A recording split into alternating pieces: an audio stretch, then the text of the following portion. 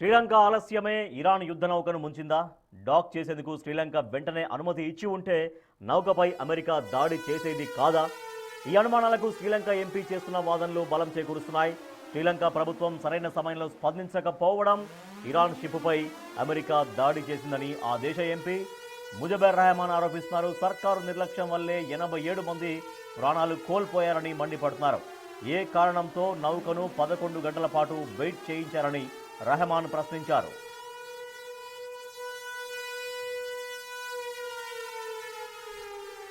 Visakha melon 2026లో పాల్గొని ఇరాన్కు తిరిగి బయలుదేరిన ఐఆర్ఎస్ దేనా యుద్ధ నౌక పరిస్థితుల నేపథ్యంలో శ్రీలంక సాయం కోరినట్టు తెలుస్తోంది.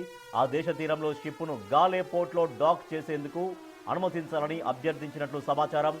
అయితే ఇరాన్ రిక్వెస్ట్ నిర్ణయం తీసుకునేందుకు శ్రీలంక 11 గంటలు వెయిట్ చేయించింది.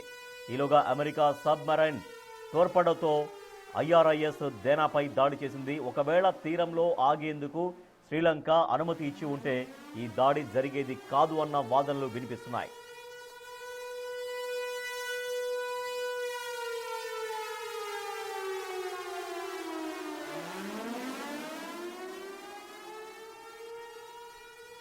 శ్రీలంక ఆలస్యమే ఇరాన్ యుద్ధ నౌకను ముంచిందా? డాక్ చేసేందుకు శ్రీలంక వెంటనే అనుమతి ఇచ్చి ఉంటే నౌకపై అమెరికా దాడి చేసేది కాదా?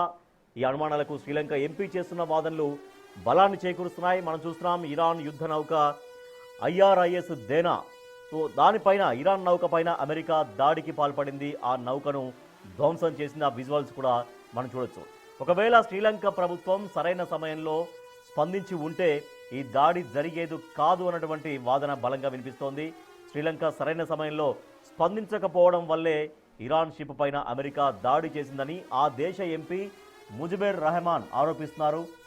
సర్కారు నిర్లక్ష్యం వల్ల 87 మంది ప్రాణాలు కోల్పోయారంటూ ఆయన మండిపడుతున్నారు.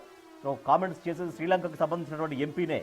వాళ్ళ దేశం కనుక శ్రీలంక కనుక నిజంగానే తొందరగా ఆలస్యం లేకుండా ఇలా ఇరాన్ను వెయిట్ చేయించకుండా వెంటనే డెసిషన్ తీసుకుంటే ఆ నౌకను డాక్ చేసి ఉంటే ఆ నౌక ధ్వంసానికి గురి కాకుండా ఉండేది అంటూ ఆయన అభిప్రాయపడుతున్నారు.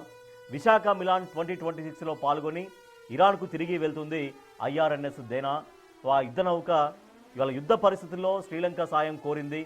బట్ ఆ దేశంలో తీరంలో ఒకవేళ షిప్ను కనుక గాలే పోర్టులో డాక్ చేసేందుకు అనుమతించితే కనుక సరైన సకాలంలో శ్రీలంక స్పందించి ఉంటే కనుక ఆ నౌక విధ్వంసానికి గురయ్యి ఉండేది కాదు.